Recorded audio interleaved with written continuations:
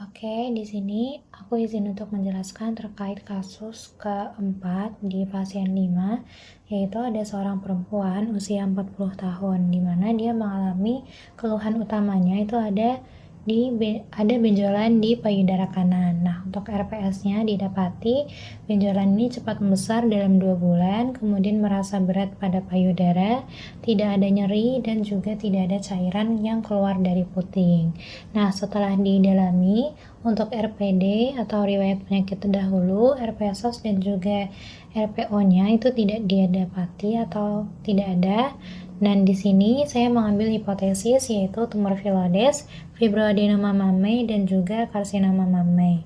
Nah, di mana ketiganya ini sama-sama gejala klinisnya itu terdapat adanya benjolan di bagian payudara. Nah, kenapa saya mengambil bagian tumor Phyllodes? Karena di sini terdapat benjolan yang cukup lumayan cepat, namun tidak terasa nyeri dan tidak disertai adanya cairan yang keluar dari puting pada pasien.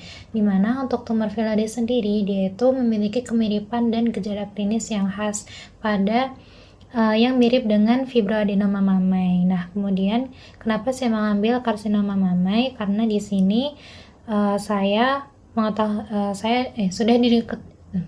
sudah diketahui bahwa si benjolan ini tuh cepat membesar, sehingga saya mengambil karsinoma mammae sebagai hipotesisnya. Nah, kemudian setelah dilakukan pemeriksaan fisik, didapati keseluruhannya adalah dalam batas normal. Nah, kemudian dilakukan pemeriksaan lokal, di mana pada pemeriksaan lokal didapati untuk masanya itu berukuran 6 cm, kemudian setelah diraba itu terasa firm, kemudian lobulated, batasnya jelas dan juga mobile, dan juga tidak ada retraksi kulit. Nah, tidak ada retraksi kulit dan juga tidak ada retraksi puting. Nah, setelah dilakukan pemeriksaan penunjang, yaitu yang pertama ada USG atau mamografi, didapati masanya itu lobulated, kemudian batasnya jelas dan ukuran itu besar dan kadang tampak heterogen. Nah, kemudian untuk pemeriksaan histopatologinya, di sini ada stroma yang tampak hiperseluler dengan pola leaf-like pattern atau pola seperti daun, di mana bisa benign, borderline ataupun maligna. Di sini belum diketahui. Nah, di sini itu bisa melemahkan hipotesis berupa fibroadenoma mammae, karena untuk fibroadenoma mammae dia itu kan membesarnya tuh seharusnya lebih lama, berbulan-bulan, bertahun-tahun, sedangkan di sini pada pasien itu hanya membesar dalam kurun waktu 2 bulan. Nah, kemudian untuk fibroadenoma mammae sendiri, dia tuh cenderung menyerang usia produktif gitu, kurang dari 35 tahun, dimana untuk pasien ini kita dapat bahwa dia ada di usia 40 tahun, sehingga untuk fibroadenoma mammae itu bisa dilemahkan. Nah, kemudian untuk karsinoma mammae sendiri bisa dilemahkan karena di sini setelah dilakukan palpasi dia tuh teraba bahwa batas dari masanya itu jelas dan juga masih mobile, sehingga dapat diketahui bahwa si massa ini dia tuh belum mengalami infiltratif atau dia belum menginvasi ke jaringan sekitarnya gitu. Nah, kemudian dari pemeriksaan USG ataupun mamografi, di sini juga ditegakkan kembali bahwa dia bukan si karsinoma mammae ataupun bukan karsinoma mammae, karena sendiri dia tampak masanya itu lobulated, kemudian batasnya itu jelas, dan juga didapati bahwa ukurannya besar dan heterogen. Nah, kemudian untuk pemeriksaan histopatologinya, nah ini yang membedakan antara si tumor Phyllodes dan juga fibroadenoma mammae. Nah, mereka ini sama-sama sebenarnya neoplasma fibroepitelial.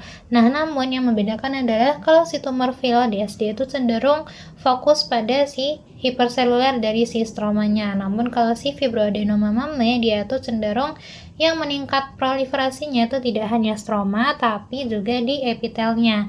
Nah, karena kalau stromanya ini dia lebih meningkat daripada si epitel, maka dia tuh bisa membentuk yang namanya struktur leaf-like pattern. Nah, inilah yang membedakan antara si tumor Phyllodes dan juga fibroadenoma mammae. Yang ini ya.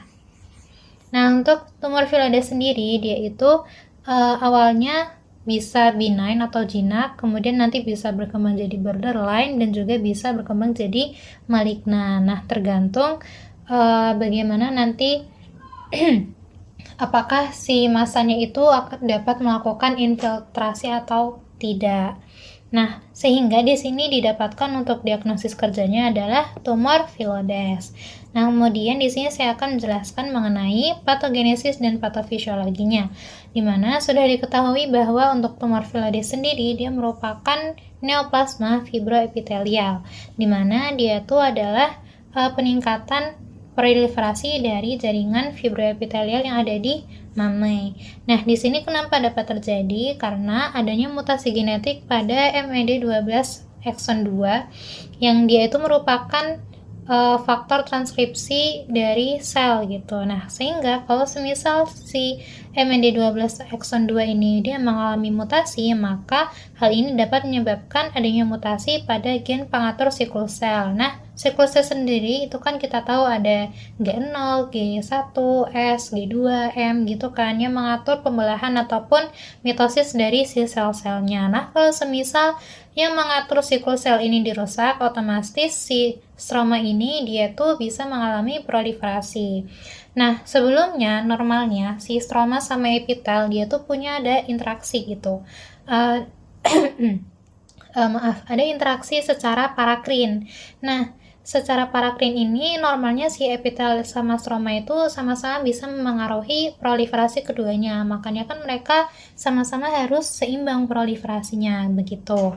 Nah, di sini stroma epithelial interaction yang bagian ini, nah itu tuh si epitel dia tuh akan menghasilkan IGF-1 atau insulin like growth factor yang pertama, dimana dia tuh nanti akan masuk ke WNT pathway, dimana dia tuh jalur dari si epitel si IGF-nya ini nanti dia bisa aktivasi beta-katenin yang ada di stroma.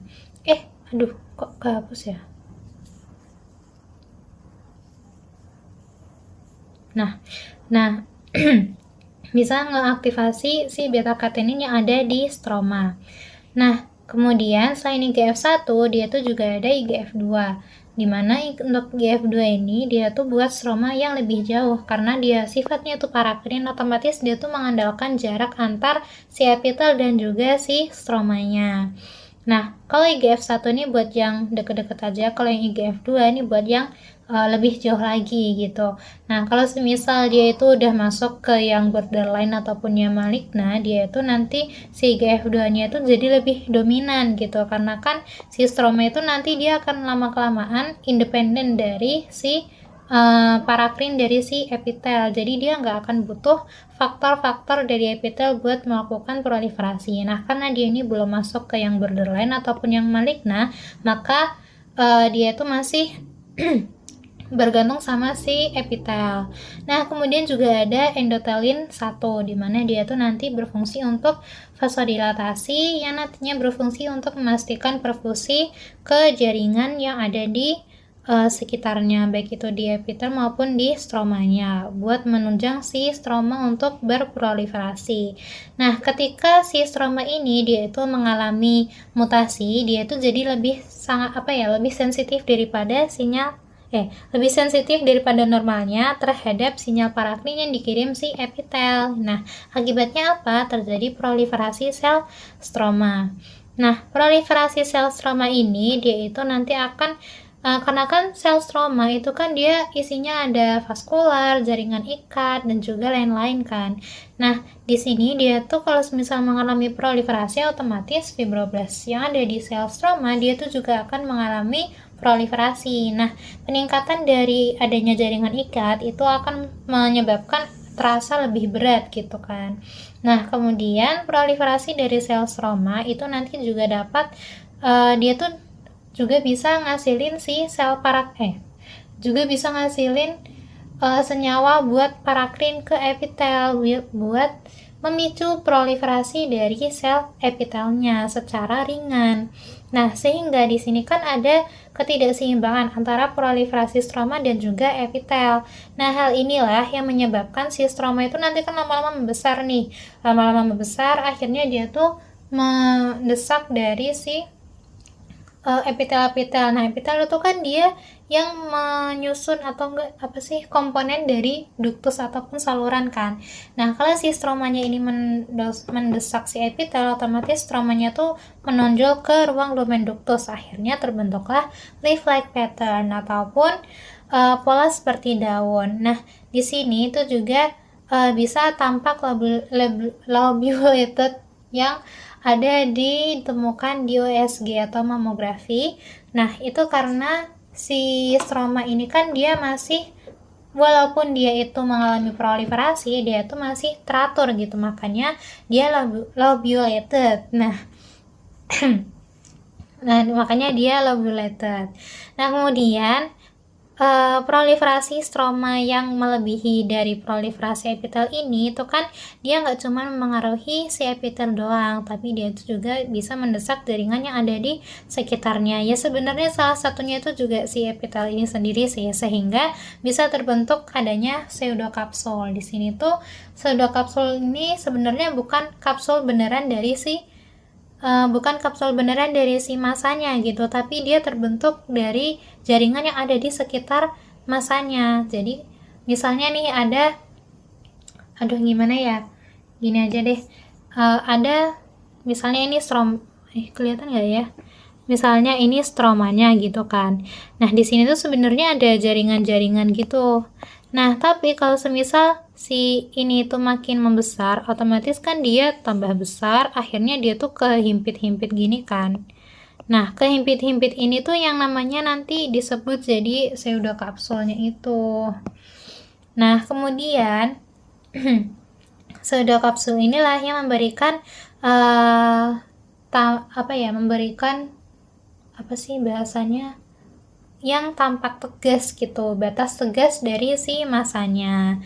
Nah, kemudian karena si proliferasi stroma ini tuh mendesak jaringan, dia tuh kan berarti sifatnya itu ekspansif, bukan yang infiltratif, sehingga di sini tidak terjadi adanya metastasis. Nah, itulah kenapa pada pemeriksaan fisik ditemukan semuanya dalam batas normal, karena si tumor ini dia belum berjalan-jalan ke organ yang lain. Nah, kemudian dia tuh juga tidak menyebabkan adanya inflamasi, sehingga pada pasien tidak ditemukan adanya rasa nyeri.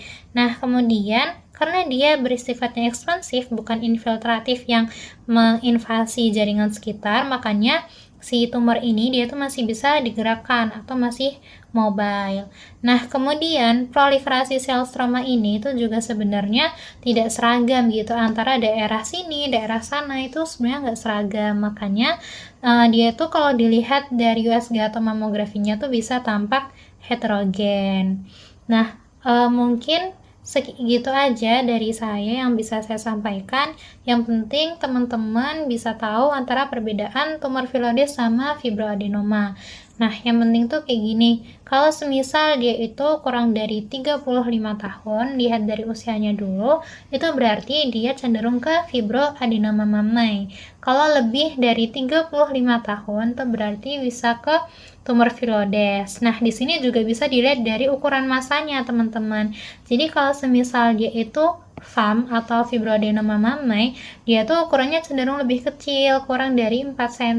Nah, sedangkan si tumor filodes ini tuh dia bisa lebih dari 4 cm. Nah, kemudian bisa juga dilihat lewat progresifnya atau durasi si benjolan ini membesarnya cepat atau lambat. Kalau cepat tuh bisa cenderung tumor filodes, kalau lambat itu cenderung ke fibroadenoma mammae. Kalau FAM tuh kan dia bisa sampai bertahun-tahun gitu kan. Kalau tumor filodes ini dia cenderung lebih cepat begitu. Nah, mungkin itu aja yang dapat saya sampaikan. Terima kasih atas perhatiannya. Selamat belajar dan semoga kita semua sokanya lulus dapat nilai A semua. Terima kasih. Selamat malam.